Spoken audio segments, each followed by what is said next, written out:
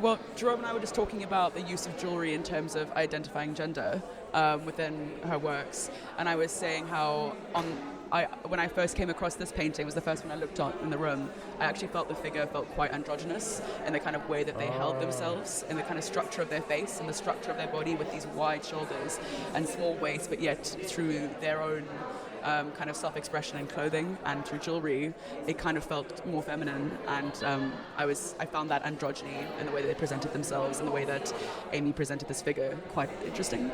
I wonder if that points to like further underlying things that we read in body language, because I was just saying to the others that for me looking at it, I can't help but feel like she's really been influenced by bell hook's oppositional gaze, and the level that it's been hung, the fact that all of these 5 in particular are just looking directly at you, and that whole thing of it being about challenging and confrontational, and that in itself being some things that we tend to associate more so with masculinity, and having clearly someone that is presenting possibly as a woman and the jewellery, etc., and having those two, that dichotomy, producing this sort of androgynous feeling maybe.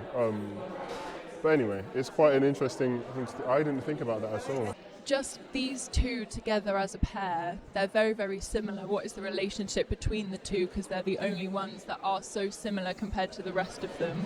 I think they have very similar posture, although this one's very closed off compared to this person over here is still very open, even though the hands are in the pockets. The one over there and on the purple background, it's still, again, hands in pockets, but it's still a very open posture. Even with the hands behind in front, it still seems quite open. Although she seems slightly more closed off, which made me thought parental, having them next to each other is sort of a safety figure. You can read into the jewellery a lot more. Like, even her nails in this one, this is so, like, muted, the colours. But then the nails, we noticed, like, almost perfectly match this one. So there's still that kind of relationship between them. Just the one poking through, yeah. But, like, you hone in on that detail. Or then this one as well. We were talking about it, and like the piercing or the little embroidery, that's like stuff that I haven't even noticed in it. Like, stand in front of it for like 5 minutes and still somebody else can like point it out to you. So I don't know, even though it seems quite like there's bold colours, big stripes, if you've got like a figure in the scene, that tells you so much about the figure, right? You can see where they are, what they're doing, like who they are.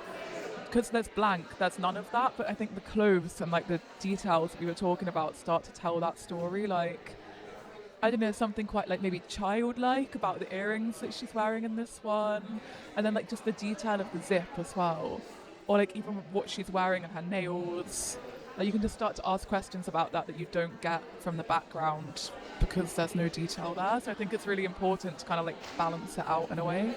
I want to know why these two are muted.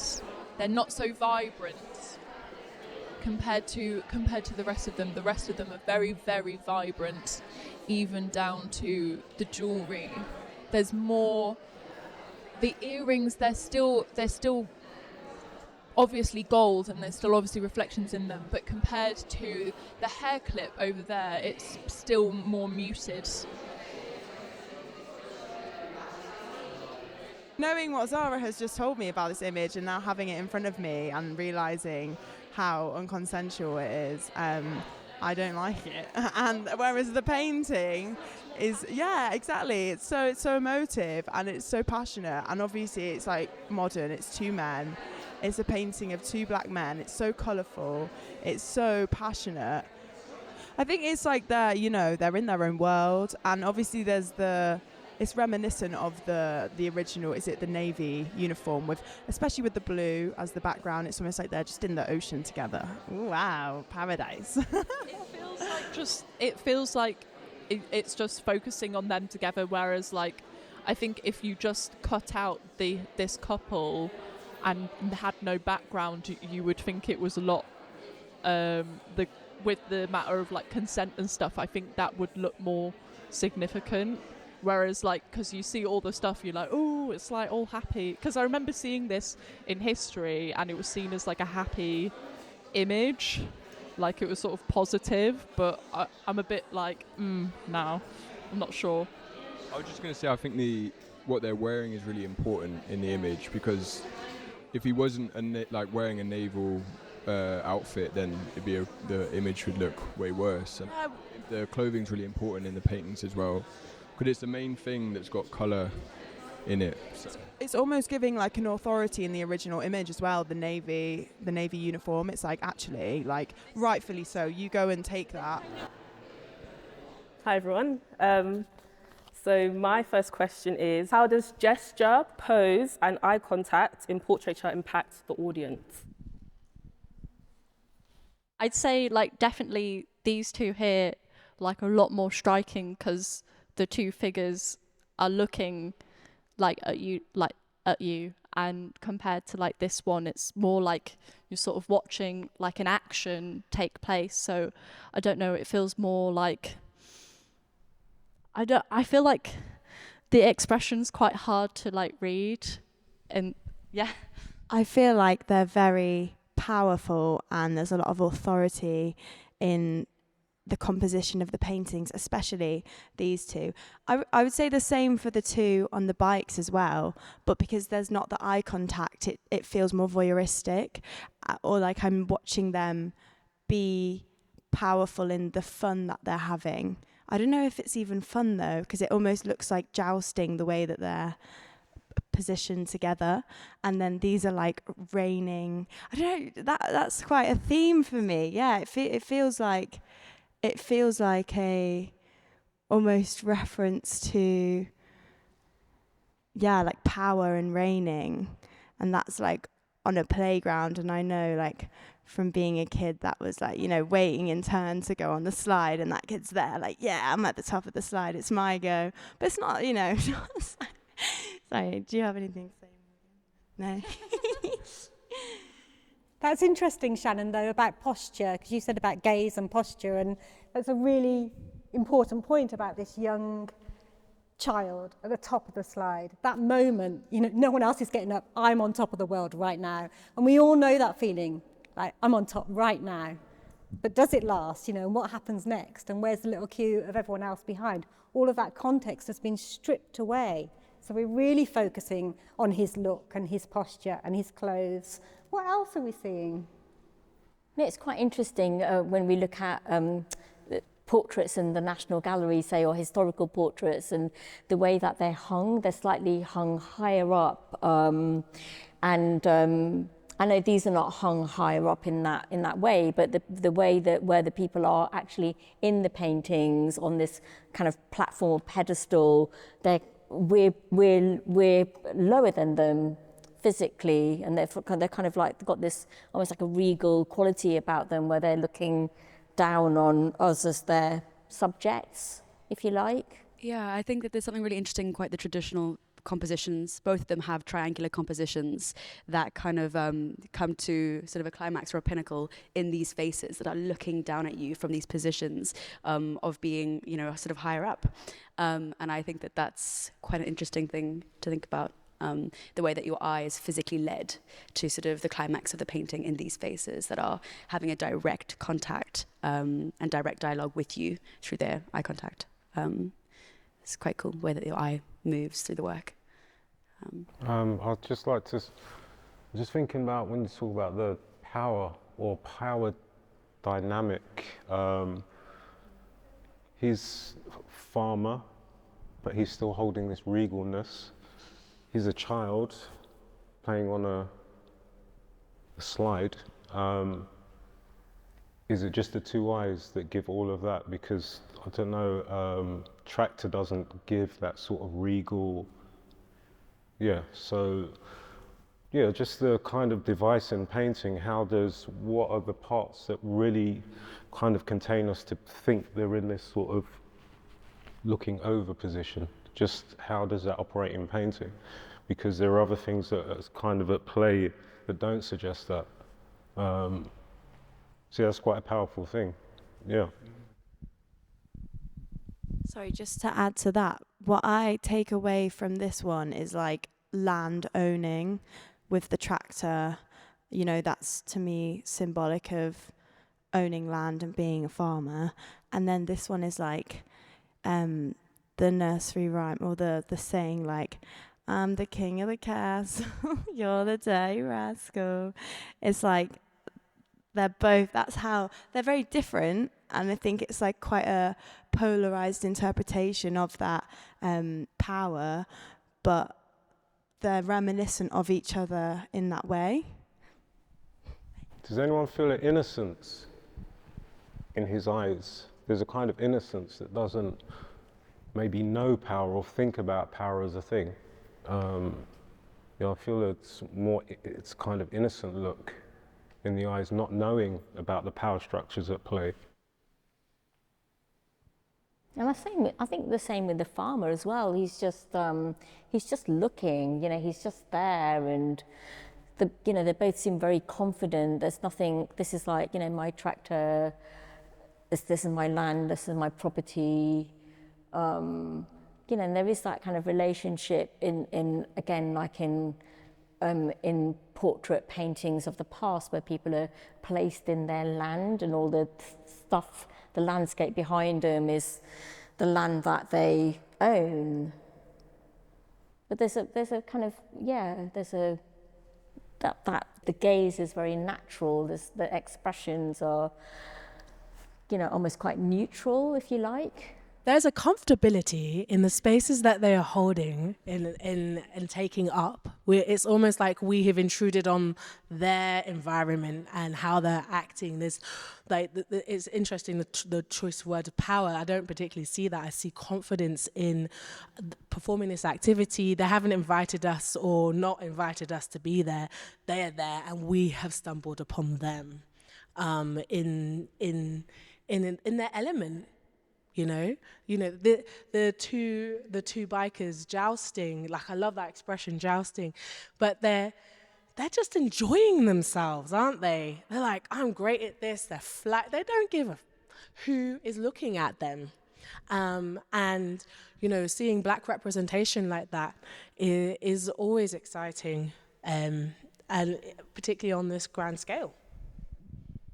That's interesting. Raksha, your question then probably picks up on that, in the fact that these characters in the paintings are all Black American people. Mm-hmm. Shall I ask my second question? So the question is, what do her paintings tell us about Western art, about the Western art historical canon, and how Black people have been represented in paintings, in historical paintings? What's beautiful is that they're not suffering. We're often used to seeing the women with clothes semi-off or posing, or being possessed by whoever else is in the picture. They're taking up space completely to themselves in their own gaze, in as I said, in their own environment. When there's no real narrative to add to their identity as being Black in a certain community or a certain class or a certain race. Maybe the farmer, but he could be a really rich farmer for all we know. And I think what's particularly unique about these artworks is that they're individuals. Their Black skin is human in this instance. It's not trying to depict some sort of political argument, or to tell people about how you should be treating us, or how you're all being treated badly. And that's what makes them even a political act, in their simplicity of just existing. Do you need me to say any more? I got more. She's got more. Jerome, do you want to speak to that and ask your question or develop on those ideas? There's so many things that I'm still thinking about the power at the beginning in terms of the conversations that we had. I really love the points that people have made so far. I actually, I fully agree with the point that they are in their element.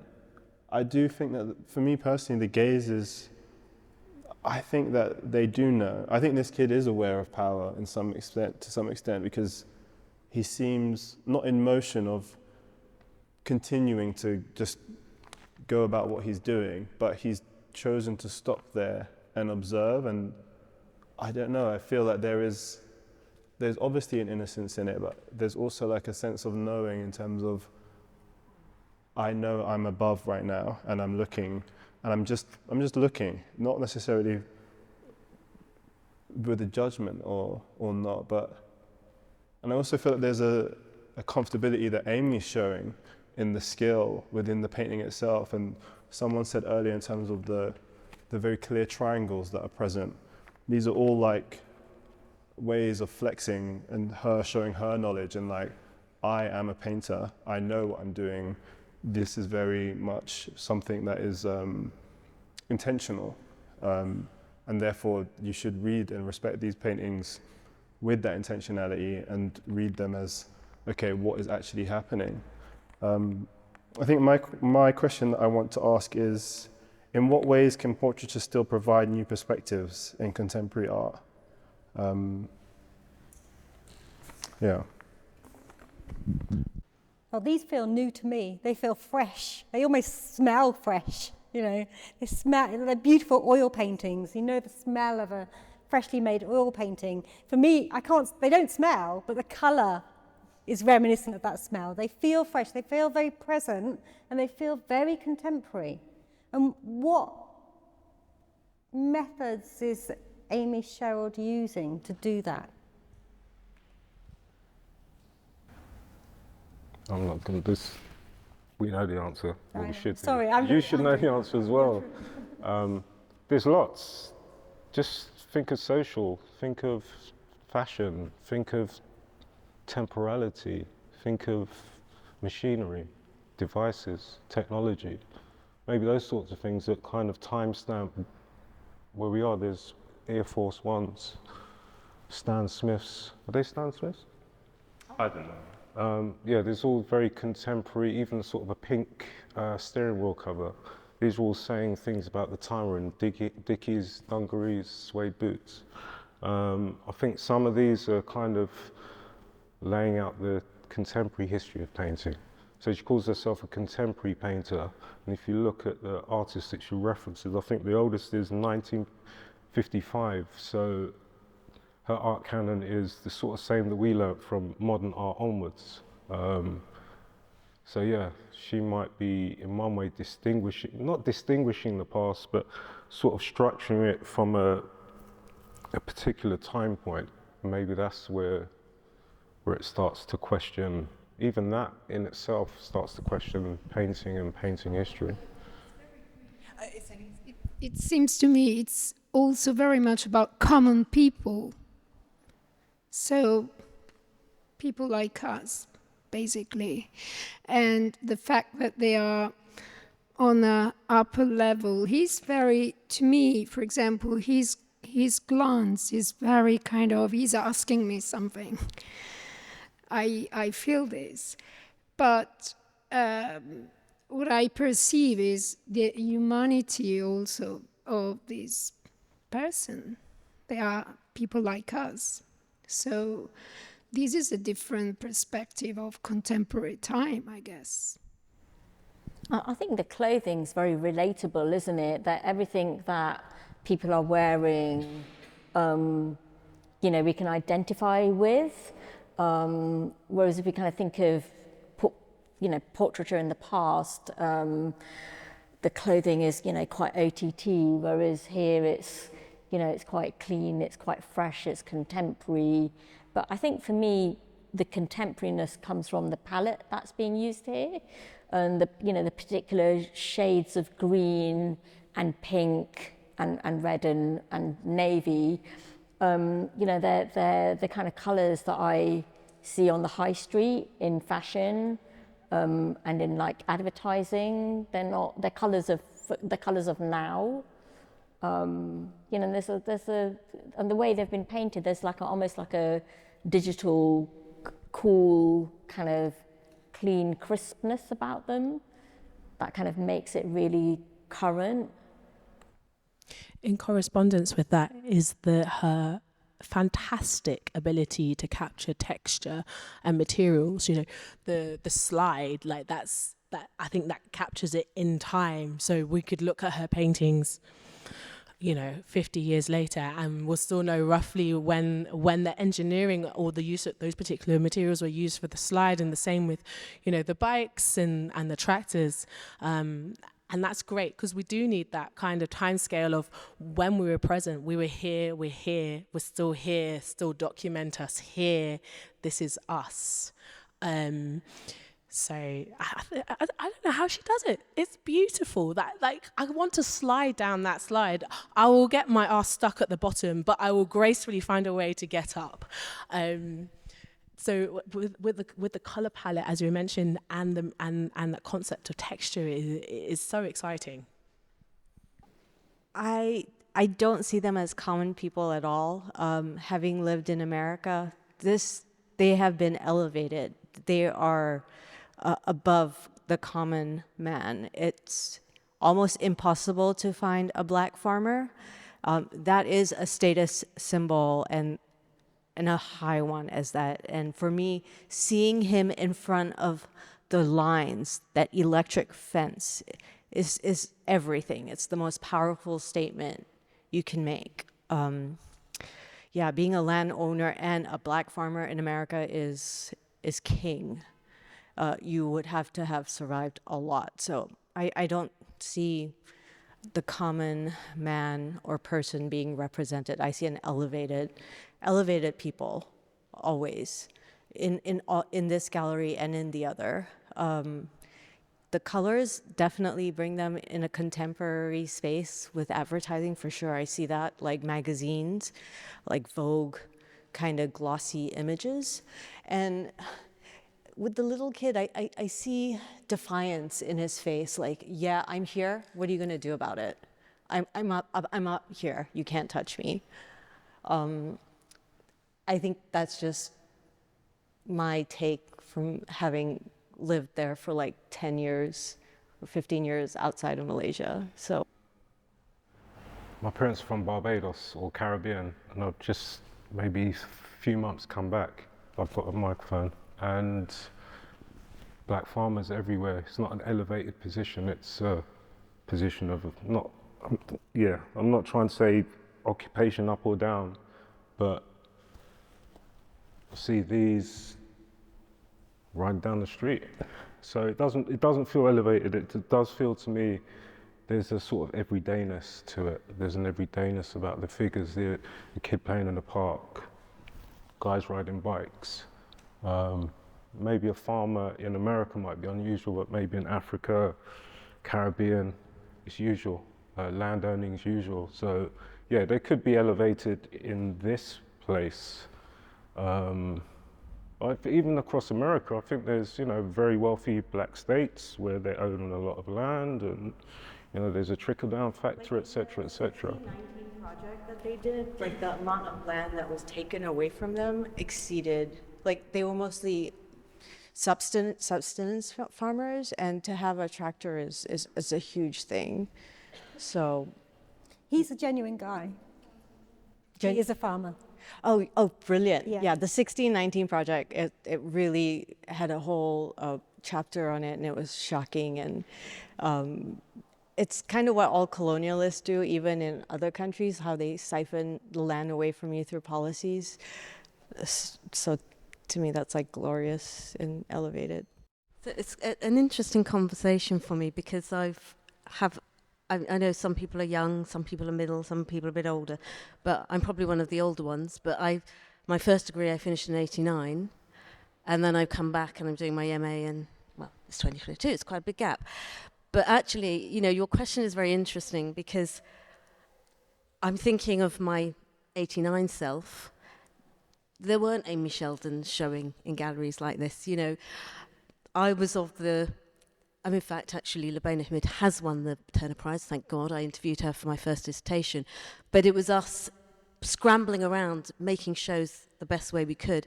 I guess one of the things that she does say is actually, you've just got to keep going. That's one of the key things. You've got to have the own commitment to your work. You can't wait for the right conditions. You've got to make the work in whatever conditions you have. Probably some of us couldn't make work like that because we couldn't afford the oils, we wouldn't have the space, you know, so I've had to remake my work in the conditions that my life allow me. And actually often the most powerful work comes out of that, I think, you know, the work that comes out of your life. But it is amazing to see Amy Sherald's and like in galleries like this. And it's interesting what that means to galleries. I think even if you went back 5 or 10 years, if you looked at the list, and they often do, click on who are the list of their artists, you might not see any black artists actually. And now when you look, every time they're announcing a new artist, it's a woman, it's a black artist. That's a very interesting thing. So actually for me, obviously as a black woman in this time, I do think, well, yes, I could do that. You know, so it has changed and shifted my aspirations, but I hope that stays. I hope that's not, we're not in flavour of the month. I hope we're in an understanding of what this is contributing to this cultural moment. And actually, you know, I'm just generalising grossly, but black artists are making the most incredible work. I mean, that's why they're being shown as well. And they are actually kind of reinvigorating the cultural landscape. You know, even when we talked about portraiture and who is in the portraits, these people weren't in the portraits. If we walked around the National Galleries, if you saw black people, they're on the margins of those portraits. So, you know, things have changed a lot. And I think, you know, your question is very timely because now you can have aspirations. You can make work for yourself and not want to share it in huge public spaces, or you can. And that's a, you know, from 89 to 22, that's a big change, which is encouraging. I think the thing that struck me about when I was researching about Amy Sherald prior to this event is her life story, her life journey, and I find what she's been through even more inspiring than the end products that we see in this space. You know, that she's kind of, you know, had to have a heart transplant at 39. She was a carer. And amongst all these kind of other kind of massive life challenges. She stopped painting for 5 years, and I think that's interesting in terms of what you were saying earlier, you know, and this stickability and you know, that there is time. Yeah, and, you know. And often what you see is the iceberg effect, isn't it? Exactly. You know, and I think for younger artists, they might see this, but they need to understand that below that is all of what you've just talked about, that struggle, that resilience, that sustaining it through perseverance. I think, you know, I think she said something as a child, she knew that she wanted to be an artist and she worked in cafes, so it just gave her that time to paint. And I think many of us in this room would have experienced a similar kind of self-determination and drive that I just want to make my work, you know, I just want to paint, and what do I need to do to kind of make that happen, you know. I was just thinking I can really relate to, I'm a big fan of Amy's work, and being a black female artist that paints black bodies, it just inspires me. So whenever I'm creating, I'm always thinking about how different communities, not just black people, just black women, are perceiving my work. So I think just listening to everyone's like interpretation of the work and how they are perceiving the bodies that they're seeing is like inspiring to me. Like your interpretations are inspiring to me. I'm taking that back into the studio, challenging myself and how I can, you know, I guess impact the audience as well. So yeah, this has been very insightful for me as well. Yeah, I've enjoyed it. It's great to hear, Shannon. We have actually run out of time. Has anybody got anything burning that are desperate to contribute that we haven't heard? I think I got her name wrong, so just correct myself. It's Sherald. I think I kept saying Sheldon. I don't know where I got that from. Never mind. Anybody? Well, thank you. I hope everybody has a takeaway. It's been a pleasure to spend some time with you all in this amazing exhibition. Thanks to Shannon, Raksha, Andrew and Jerome especially. And best wishes all of you.